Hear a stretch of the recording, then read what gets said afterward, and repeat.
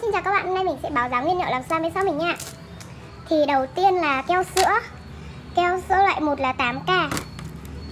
Keo sữa loại 2 là 12k.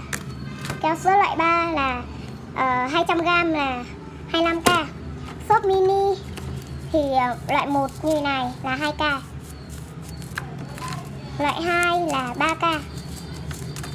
Và loại 3 là 8k. Loại 3 thực sự rất là dày. Tiếp theo là Super Clay. Super Clay thì một gói như này là 3k đi nha, rất là rẻ. Màu gì mình cũng có hết nha. Thì mình hiện đang có từng này thôi. Bạn nào muốn có thì mình vẫn còn nhá, chứ không phải một mình chỗ này đâu. Activator dung dịch làm đông 2k. Sliver, bột Sliver ấy 5k. Tuyết thì hiện nay hàng đang về nhá. Thì 10g là 5k, 20g là 10k.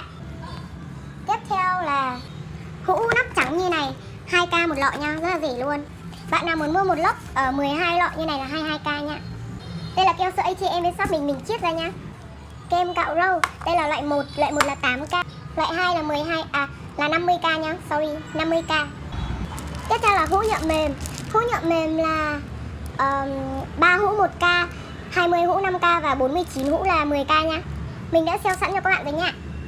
Hiện tại thì đó là những món hàng của mình. Nếu như các bạn thích cái video này hãy cho mình một like and subscribe nha. Bye bye, I love you.